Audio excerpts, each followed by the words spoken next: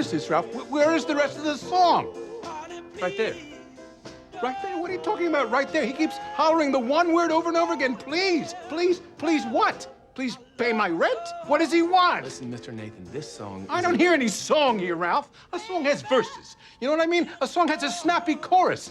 Well, you done me wrong. Something. Where is the song? Give me the song, It's Ralph. not about the song. That's a clip from Get On Up. I'm delighted to say I've been joined by its producers, Mick Jagger. Hello, Mick. How are you doing, sir? I'm very well, thank you. Thanks very much indeed for joining us. Does this film start with you? What do you mean start with Is this me? well? Explain how you your mean involvement in the movie. How has the movie come about? Yes. Well, yeah. Well, in a way it does, because though it didn't really start with me, there was a script written some 10 years ago by the Butterworth brothers, who are famous English. They did Jerusalem, which was a quite well-known play, amongst other things they've done, but that was very famous. And they wrote it as a kind of labour of love. And the film, it was, they tried to get the film off the ground in Hollywood, and it, for various reasons that I won't bore you with, it didn't. Like a lot of things like this, you know, lots of projects don't happen. And so the script gathered dust and so on. And then a friend of mine came to me and said, you know, I've just acquired the rights for all of James Brown's music. And we worked together on other projects, and he's a huge James Brown fan, this guy. He's called Peter Afterman. And he worked on the movie as well. And he said, would you make a documentary on James Brown? Because I just finished producing the documentary, The Crossfire Hurricane, for the Stones.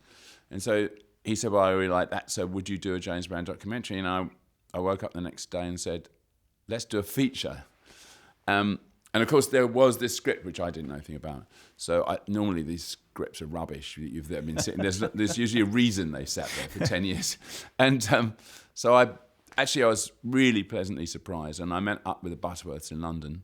And then I went back to Brian Grazer, who'd had this earlier involvement in Imagine Films, and I suggested that we partner up and see if we could get this movie off the ground. And there was a lot of, you know, toing and froing between different studios that owned, you know, certain rights, and eventually we financed it for the Universal. Chadwick Boseman, who plays James Brown, an extraordinary performance. Very good. Clearly finding the guy who can be James Brown was going to be a tough ask. Yeah. Everyone said to me, oh, well, who on earth's going to do that? Exactly. You know, that's what everyone said. I mean, but, you know, movies are movies. I mean, you know, there's always going to be someone that can do a great job, or you are going to create a great job through movie magic, one or the other. And, you know, we could have gone to someone that was from Broadway, for instance, who was a great performer. You know, there are people that can dance. I mean, and James Brown was a great dancer and performer. We could have gone to a performer who was also an actor. We went to an actor who wasn't a performer and asked him to perform. And so he had a really quick learning curve, you know, on having to become a performer, because he wasn't a performer. He didn't do Broadway. He hadn't done anything. He'd never been on a stage as a singer. Well, why was he asked then? Well, there's several reasons. One, he's a very, very good actor. Secondly, he'd had a big success in America in a movie called 42, which wasn't really released in Europe because, first of all, it's about baseball, which is like not really a big thing in Europe. And I'm not saying it wasn't released, but it certainly wasn't popular. But in America, this movie was a big movie, so he was sort of popular off the back of that, as well as being a very, very talented actor. And studios like success, so you know they said, well, yeah, Chad Boseman's, you know, he just had great success with 42. So, and then he tested for it and did really well. And he has to have the signature moves. He has to... Yeah, but that's not the only thing he's got to do. No, you know? but to be honest, I mean, yes, he's fantastic in the performance thing. Yeah, I mean, he had to work really hard on that. It wasn't a dancer. You know, I put him together with this choreographer that I've worked with called AJ. You know, at the beginning, you know, AJ, and we didn't have much time. You know, we had 2 months to prepare everything. So, you know, it was like Chad had to really work hours and hours with AJ. And, you know, AJ's a fantastic guy, and at the beginning, you know, I'm sure it was tough for Chad to try and do this, but he put in the hours in, he put in, you know, it's tough, you know, because he had to prepare for the other part of the role, because, yeah, to become the concert, James Brown's really difficult. He's got all these other things to do. He has to play the adolescent James Brown. He has to play the 62-year-old James Brown. From 16 to 62. Yeah, exactly. So it's a lot of work and a lot of prep, and we really needed more time, to be honest. But I mean, in the end, it didn't matter because it all got done and within the boundaries that we set ourselves. Will people be going to this movie thinking they want to hear James Brown's voice, or will they be expecting to hear Chad sound like? Was that ever a discussion? Because Marion. What do you mean singing? Yes, I mean it's James Brown singing in the soundtrack. It is. But was there ever a discussion? So Joaquin Phoenix sang the Johnny Cash songs himself in that biopic. Yeah, that's true. Was that ever? Which was a great movie, and he did really well. But I think that that was a big ask to ask him to dance like James Brown and sing as good as James. And I always imagined that we were going to use the original soundtracks. There are moments where Chad actually does sing in a few scenes, but they're not on stage, so to speak. So, no, we're always going to use the original tracks and original voice. And how on earth do you pick the songs? Because the thing is, you come out of the movie and I kind of thought, I think I've heard everything that I was expecting to hear. It sounded better than I ever thought it was going to. Yeah. I mean, where do you even start? Well, you start. There's two things for me.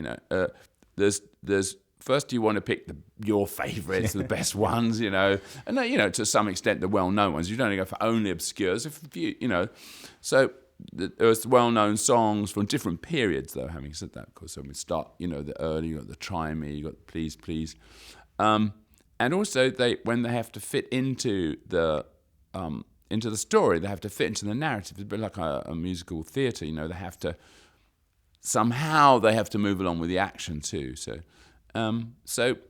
Also we're slightly dictated by the availability of some, the technical quality of some of the remaining recordings. We messed around with, some of the live things we picked because they were the best sounds, and we did some remixing and we did a little bit of sweetening and so on. Not that you'd really, really notice, but to make it really sound good, a really good oral experience with an AU oral, in the